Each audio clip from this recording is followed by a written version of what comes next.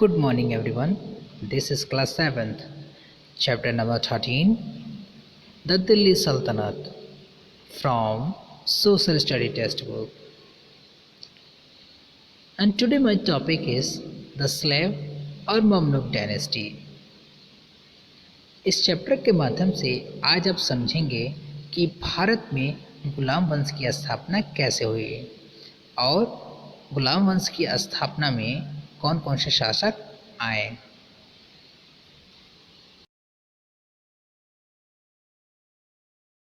दिल्ली सल्तनत। The Delhi Sultanate period 1206 AD to 1526 AD was an important period in history.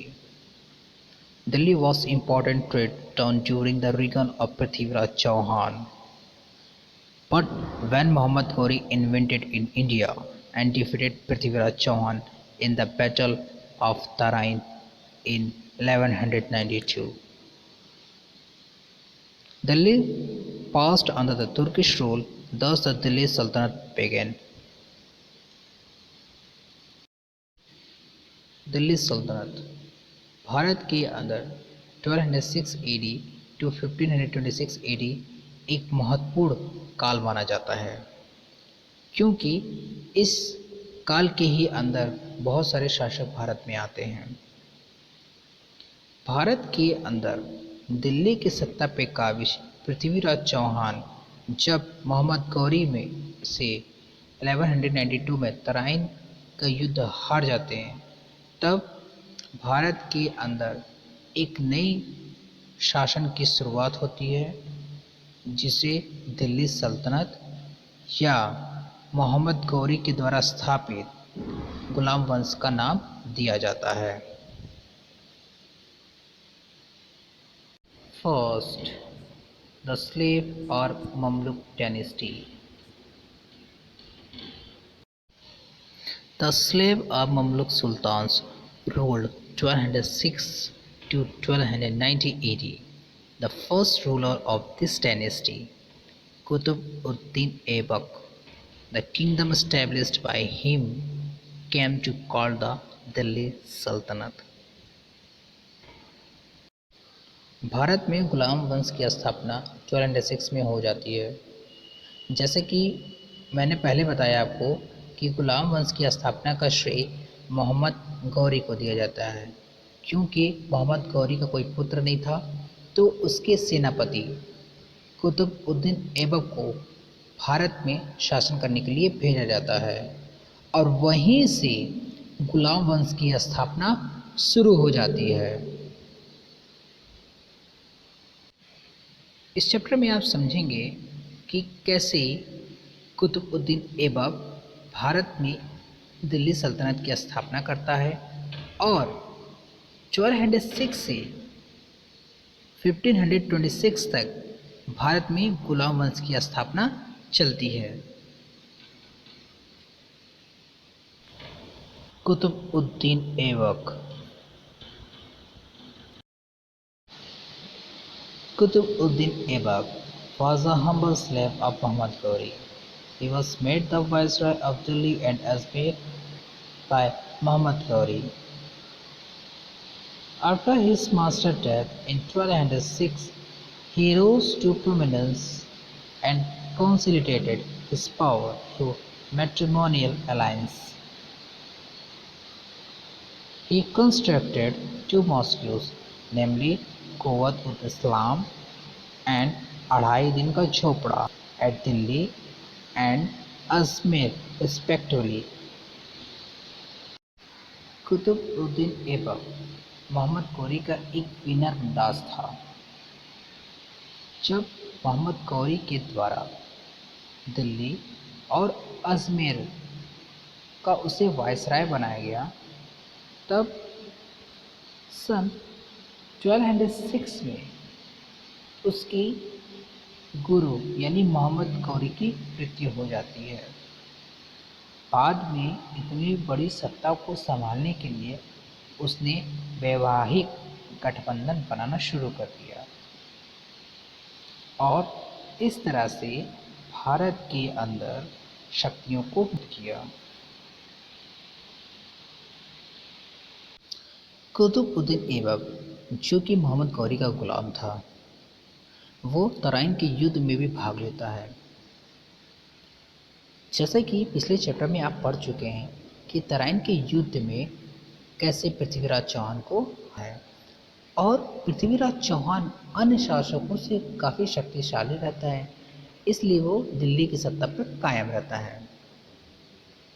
ऐसा माना जाता था कि जो दिल्ली की सत्ता पर कायम रहेगा वही संपूर्ण भारत पे शासन करता था। कुतुबुद्दीन ऐबक जो भारत में शासन करने आया, तो सबसे बड़ी समस्या उसके सामने ये थी कि यहाँ पे शासन कैसे की जाए। तो उसने वैवाहिक गठबंधन बनाना स्थापित कर दिया, और इस तरह से वो भारत के अंदर अपनी शक्तियों को मजबूत कर दिया। उसने बहुत सारे मस्जिदें बनवाए, जैसे कुव्वत उल इस्लाम, अढ़ाई दिन का झोपड़ा, और इसने साथ ही साथ कुतुब मीनार भी बनवाए। लेकिन वो कुतुब मीनार को पूरा नहीं करा पाता। उसका पूरा निर्माण कराने का श्रेय इल्तुतमिश को जाता है। कुतुबुद्दीन की मृत्यु चौगौन को खेलते समय घोड़े से गिर करके हुई थी। Iltutmish, Qutubuddin Aibak was succeeded by his son-in-law Iltutmish.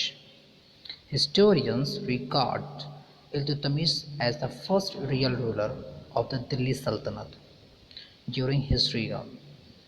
Iltutmish first re-established control over territories that had slipped out of Turkish hands after Aybak's death. Iltutmish, Qutubuddin का कोई पुत्र न होने के कारण कुतुबुद्दीन ऐबक ने अपने दामाद को उत्तराधिकारी घोषित कर देता है।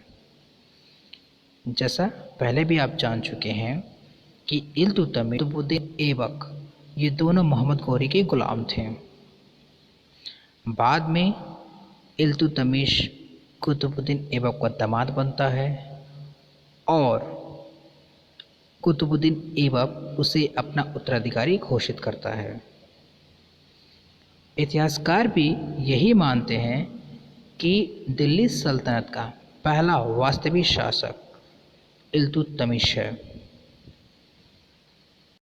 और इल्तुतमिश के सामने सबसे बड़ी समस्या ये थी कि कुतुबुद्दीन ऐबक की मृत्यु के बाद पहले उन क्षेत्रों पर फिर से नियंत्रण स्थापित करना था जो उसके हाथ से निकल चुके थे। Iltutmish tried to tackle the problems being faced by the Sultanate when the Shah of Persia was being pursued by the Mongol ruler Genghis Khan. He fled towards India in search of shelter. Iltutmish politically refused to give him refuge and thus saved his kingdom from the danger of Mongol invasion. Iltutmish के सामने सल्तनत को बचाने के लिए बहुत सी समस्याओं का सामना करना पड़ा। जैसे जब फारस के शाह भारत में शरण लेने के लिए इल्तुतमिश के पास आए, तो इल्तुतमिश ने उन्हें शरण देने से मना कर दिया, क्योंकि फारस का शाह का पीछा चंगेज़ खां कर रहा था, और इल्तुतमिश इस बात को अच्छी तरीके से जानता था, अगर वह फारस के शाह को शरण देगा तो चंगेज़ खां भारत के राज्यों को तबाह कर देगा। तो इल्तुतमिश ने फारस के शाह को शरण देने से मना कर दिया। तो इस तरह से इल्तुतमिश ने अपने राज्य को बचाया, क्योंकि इल्तुतमिश अच्छी तरीके से जानता था कि अगर चंगेज़ खान भारत में आक्रमण करता है तो संपूर्ण राज्य का विनाश कर देगा। तो इस तरह से इल्तुतमिश ने अपने राज्य को बचाया। Razia Sultan. Razia ruled for a short time as the nobles could not accept to receive orders from a woman. The problems being faced by the Sultanate further compounded due to a woman ruler. She tried to deal with our nobles formally, but they assassinated her through a conspiracy in 1240. After her death, several slave rulers came to the throne, but they could not make an impact. Razia सुल्तान बहुत ही कम वर्षों के लिए शासक बनी। इल्तुतमिश ने इसे अपना उत्तराधिकारी घोषित करता है, क्योंकि इल्तुतमिश अपने सभी बच्चों में रज़िया को सबसे योग्य मानता है और ये प्रथम महिला शासक भी बनती है गुलाम वंश में। रज़िया जब सल्तनत की शासक बनती है तो उसे कई समस्याओं का सामना करना पड़ता है कि जो लोग इल्तुतमिश के साथ काम करते थे वो रज़िया को पसंद नहीं करते थे और ना ही रज़िया सुल्तान के आदेशों का पालन करते थे।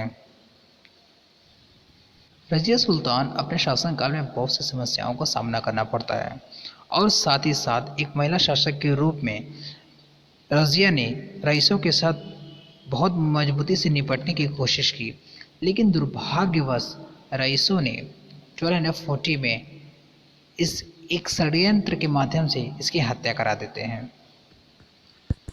इसकी मौत के बाद कई गुलाम आए, लेकिन रज़िया सुल्तान की तरह कोई प्रभावित नहीं कर सका। Friends, part first is finished. Thank you.